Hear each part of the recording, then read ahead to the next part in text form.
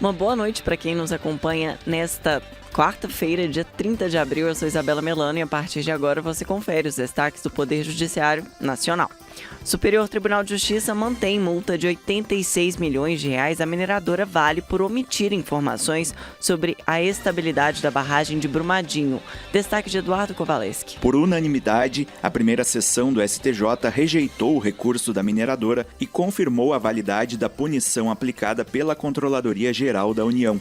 STF confirma que critério de aposentadoria de policiais deve variar conforme gênero. O uso eficaz de equipamento de proteção individual afasta risco para aposentadoria especial.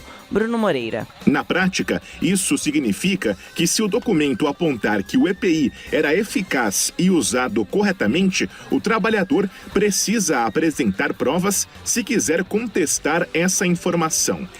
Presidentes de tribunais constitucionais da América Latina se reúnem no STF. Agora são 6 horas e 15 minutos e o Radar da Justiça começou. Rádio TJ Minas, Radar da Justiça. STJ mantém multa de R$86 milhões contra a mineradora Vale por dificultar a fiscalização em Brumadinho. Confira agora com o repórter Eduardo Kovaleski. O Superior Tribunal de Justiça manteve a multa de R$86 milhões aplicada à Vale por omitir informações sobre a segurança da barragem de Brumadinho antes do rompimento em 2019. A tragédia causou 272 mortes e um dos maiores desastres ambientais do país. Por unanimidade, a primeira sessão do STJ rejeitou o recurso da mineradora e confirmou a validade da punição aplicada pela Controladoria Geral da União. A decisão considerou que a empresa forneceu dados falsos ao sistema de monitoramento de barragens, o que dificultou a fiscalização. A ministra Regina Helena Costa, relatora do caso, destacou que a lei anticorrupção não se limita a casos de corrupção tradicional. A norma também pune condutas que prejudiquem a atuação do poder público, como a omissão de informações essenciais. O STJ entendeu que se a Vale tivesse agido com transparência, a Agência Nacional de Mineração poderia ter tomado medidas para evitar ou reduzir o desastre. A empresa argumentou que a lei não se aplicava ao caso, mas a Corte rejeitou essa tese. A decisão reforça que empresas de alto risco devem colaborar integralmente com a fiscalização. O julgamento ocorre mais de 5 anos após o rompimento da barragem, que devastou Brumadinho e o meio ambiente na região. Da agência Rádio Web, Eduardo Kovaleski. E o Superior Tribunal de Justiça definiu também que o uso adequado de equipamento de proteção individual impede que o tempo de serviço seja contado para fins de aposentadoria especial. Quem explica é o repórter Bruno Moreira. A primeira sessão do Superior Tribunal de Justiça decidiu que a anotação positiva sobre o uso de equipamentos de proteção individual, como consta no perfil proficiográfico previdenciário, afasta, em princípio, o risco laboral para fins de aposentadoria especial. Na prática, isso significa que se o documento apontar que o EPI era eficaz e usado corretamente, o trabalhador precisa apresentar provas se quiser contestar essa informação. Em caso de dúvida ou divergência, a decisão deve favorecer o trabalhador. O entendimento segue o que já foi definido pelo Supremo Tribunal Federal e pela Turma Nacional de Uniformização, que reconhecem a validade da anotação no PPP como prova da eliminação de riscos. A ministra Maria Tereza de Assis Moura, relatora do caso, destacou que o PPP é um documento legal e que não pode ser desconsiderado de forma geral, mas ressaltou que o trabalhador pode contestar desde que apresente indícios claros de que o equipamento não era eficaz. Com essa decisão, processos semelhantes que estavam parados no país podem voltar a tramitar com as novas regras sendo aplicadas pelos tribunais. Da agência Rádio Web, Bruno Moreira. Por unanimidade, o STF referendou em julgamento virtual a suspensão de dispositivos da reforma da Previdência de 2019 que equiparam critérios de idade mínima, tempo de contribuição e tempo de carreira policial entre homens e mulheres nas polícias civil e federal. O referendo confirma a decisão do relator, ministro Flávio Dino, que em outubro de 2024 concedeu liminar suspendendo os dispositivos da norma. A ação foi movida pela ADEPOL do Brasil, Associação dos Delegados de Polícia do Brasil, que questiona a expressão "para ambos os sexos" inserida na aposentadoria policial pela emenda.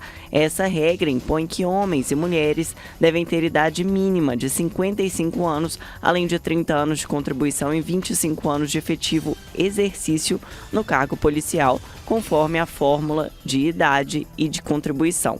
Segundo a associação, os dispositivos da emenda violam cláusula pétrea da Constituição, pois corrompem o núcleo essencial de direitos fundamentais ao igualar os critérios de aposentadoria para policiais homens e mulheres.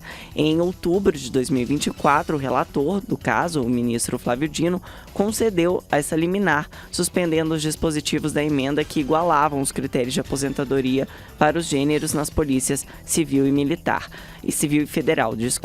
Para o ministro, a emenda contrariou exatamente a Constituição de 1988, que sempre contemplou diferenciações de gênero como forma de garantir a igualdade material no serviço público. A decisão exige que o Congresso Nacional crie uma nova norma para corrigir essa inconstitucionalidade. Enquanto isso, deve ser aplicada a redução de 3 anos nos prazos de aposentadoria para as mulheres policiais civis e federais. E no próximo bloco, Portugal e Brasil trocam conhecimentos em Congresso Judicial e STF é sede de encontro de presidentes de tribunais constitucionais da América Latina. Agora são 6 horas e 20 minutos e o Radar da Justiça volta já. Radar da Justiça. Está marcada para a próxima terça-feira, dia 6 de maio, a primeira reunião preparatória para o 19º Encontro Nacional do Poder Judiciário, que vai reunir representantes dos tribunais para tratar sobre o aperfeiçoamento da governança e da eficiência na Justiça. A programação inclui a exposição de ações do Conselho Nacional de Justiça relacionadas ao monitoramento da Estratégia Nacional, incluindo detalhes para o cumprimento da Meta Nacional de Combate à Improbidade administrativa, ao uso dos dados para aperfeiçoar a gestão e as evoluções nas políticas judiciárias no campo penal e também no campo da pena justa. As apresentações vão ser realizadas no período da tarde, uma vez que pela manhã o presidente do CNJ e do Supremo Tribunal Federal, ministro Luiz Roberto Barroso, e o vice-presidente do STF, ministro Edson Fachin, vão fazer a abertura da reunião. A solenidade está marcada para as 10h30 da manhã, na sede do CNJ em Brasília. E o presidente do STJ anunciou o primeiro Congresso Judicial Luso-Brasileiro. Os detalhes com a repórter Priscila Mendes. O ministro Herman Benjamin, presidente do Superior Tribunal de Justiça, anunciou a realização do primeiro Congresso Judicial Luso-Brasileiro em Brasília, que vai acontecer no mês de setembro deste ano, ao final de uma breve visita a Portugal, onde se reuniu com ministros conselheiros dos 2 tribunais portugueses, que em conjunto exercem função análoga ao STJ. Segundo Herman Benjamin, esta será a primeira vez que integrantes dos 3 tribunais vão se encontrar para tratar de temas judiciais comuns. As reuniões trataram fundamentalmente do diálogo judicial entre os 3 tribunais e o apoio conjunto às atividades de cooperação com países africanos de língua portuguesa e o Timor-Leste. Durante as reuniões, foram igualmente discutidos temas de interesse comum, tais como os desafios atuais ao Estado de Direito, acervos judiciais, avanço do crime organizado, proteção do consumidor, facilitação do acesso à justiça e à inteligência artificial. Para mais informações, acesse o site stj.jus.br. Da agência Rádio Web, Priscila Mendes. E o Supremo Tribunal Federal realiza na próxima semana, dias 5 e 6 de maio, o encontro de presidentes de tribunais constitucionais da América Latina. Durante os 2 dias, as autoridades judiciais vão discutir temas como segurança pública, crime organizado, novas tecnologias e democracia. Confirmaram presença presidentes e magistrados dos tribunais constitucionais da Bolívia, Chile, Colômbia, Costa Rica, El Salvador, Equador, Guatemala, Honduras, México, Paraguai, Peru, República Dominicana e também do Uruguai. A Corte Interamericana de Direitos Humanos também vai enviar representantes. Agora são 6 horas e 25 minutos, a seguir um giro pelos tribunais do Brasil. Radar da Justiça. Vamos agora aos destaques do Poder Judiciário nas cortes do Brasil. TJ do Paraná divulga cartilhas sobre como obter um registro civil em diferentes contextos. Destaque de Mércia Lívia. A Corregedoria da Justiça do Tribunal de Justiça do Estado do Paraná está divulgando as cartilhas elaboradas pela Associação dos Registradores de Pessoas Naturais, que tem como objetivo orientar a população quanto aos direitos e aos procedimentos para obter um registro civil.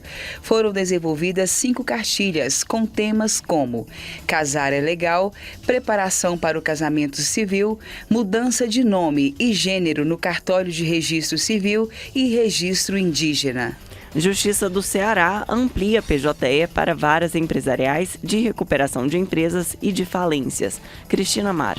O Tribunal de Justiça do Ceará determinou a expansão do processo judicial eletrônico para as varas empresariais de recuperação de empresas e de falências. Com essa medida, a partir do dia 26 de maio, os novos casos e processos migrados referentes a essas matérias deverão tramitar exclusivamente no PJE. A iniciativa seguirá um cronograma de 2 fases: migração e implantação. Judiciário baiano analisa mais de 169 mil processos envolvendo pessoas idosas. Destaque de Sandra Pedrosa. O Tribunal de Justiça da Bahia realizou este mês a primeira semana de mobilização e sensibilização voltada à análise de processos que envolvem pessoas idosas, no âmbito do projeto Eu Não Posso Esperar. A iniciativa resultou no impulsionamento de 169.400 processos em tramitação nos gabinetes e nas secretarias das unidades judiciais. Agora são 6 horas e 28 minutos e o Radar da Justiça de hoje fica por aqui. Você pode rever este programa no canal oficial do TJMG no YouTube. Uma ótima noite e um ótimo feriado.